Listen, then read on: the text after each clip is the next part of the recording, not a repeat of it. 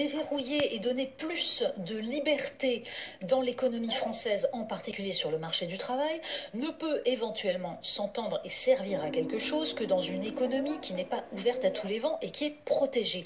Parce que là, dans l'état actuel, si vous libéralisez le marché du travail et que vous laissez une concurrence totalement faussée, vous allez créer un appel d'air pour le chômage absolument majeur. C'est-à-dire que vous ne créez pas un seul emploi et au contraire, vous facilitez les licenciements. Ce n'est pas de faciliter les licenciements qui va remplir les carnets de commandes des entreprises. C'est leur permettre d'avoir des commandes, par exemple des commandes publiques, c'est d'avoir des Français qui achètent des produits qui sont fabriqués de façon locale, et pour ça il faut renchérir ceux qui sont en concurrence alors qu'ils n'ont pas les mêmes normes environnementales, pas les mêmes normes sociales, c'est-à-dire rétablir un tout petit peu de bon sens dans l'économie. Enfin, les normes que vous voulez imposer encore plus par rapport à des pays où il y a plus de normes. Mais c'est pas encore plus. Nous sommes un pays qui impose des normes à ses propres entreprises, mais pas aux autres. Un seul exemple. Non, mais on est les champions du monde des normes. Pardon, je vais vous citer un exemple qui va vous montrer en effet que nous avons des normes idiotes. Les bananes, quand vous achetez une banane française de Guadeloupe ou de Martinique, elle a interdiction d'utiliser certains pesticides parce qu'ils sont dangereux pour la santé. Quand vous achetez une banane bio qui vient d'Équateur ou des Républiques dominicaines, bio, avec un label bio, eh bien, ces bananes ont été cultivées avec 14 pesticides interdits sur les bananes conventionnelles françaises et européennes. Mais l'Europe accepte le label bio au nom de ce qu'on appelle le principe d'équivalence, c'est-à-dire que si la République dominicaine ou l'Équateur ont décidé que c'était bio, eh bien, on accepte et on fait rentrer les produits. Croyez-vous que ce soit de la concurrence libre et non faussée? Non. Donc le problème, ce ne sont pas les normes. Le problème, c'est de décider qu'on ne contrôle pas ce qui rentre comme produit.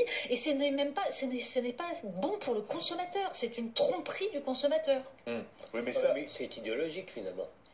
C'est l'idéologie du libre-échange. Ça recoupe peut-être aussi la préférence pour l'eau. Vous savez, le libre-échange est une idéologie qui s'est mise en place dans les années 70, en gros avec l'abandon par les États-Unis de Bretton Woods, c'est-à-dire de la parité dollar-or, qui s'est développée dans le monde avec Reagan et Thatcher, qui ensuite a été amplifiée par Bill Clinton, notamment à travers ses politiques qui permettaient aux banques de faire à la fois banque d'affaires et banque de dépôt, et tout cela aujourd'hui arrive en bout de cycle. C'est-à-dire que partout dans le monde, on est en train de remettre en cause ce libre-échange dont on voit qu'il a appauvri les classes populaires et les classes moyennes. Il a sorti des millions, voire des milliards de gens de la misère. Donc, si vous me laissiez finir la phrase, je vous expliquais. Mais si, justement, je vais vous le dire. Il suffit d'aller en Chine, je vais vous le dire. Vous regardez les travaux de l'économiste. Vous regardez les travaux de l'économiste Branko Milanovic, et il vous explique comment, en effet, vous avez dans les pays du tiers-monde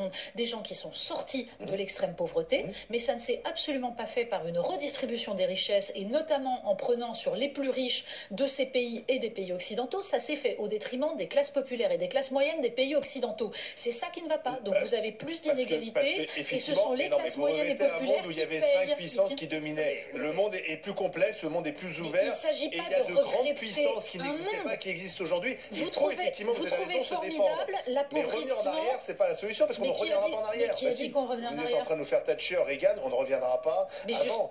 Mais personne n'a dit qu'on revenait avant. Il faut s'adapter à cette concurrence. Mais l'adaptation, ça veut dire réguler. Parce que là, ce que vous appelez adapter, c'est tout simple. Ce que vous appelez adapter, c'est tout simplement d'amplifier ce phénomène et de continuer à paupériser des classes moyennes et des classes populaires. Donc, ce qu'il faut, c'est faire en sorte de normes et de redistribution sociale. Vous nous décrivez notre pays. Mais personne n'a dit qu'il fallait mettre plus de normes. La régulation, la France est le pays qui redistribue plus. C'est extraordinaire quand même.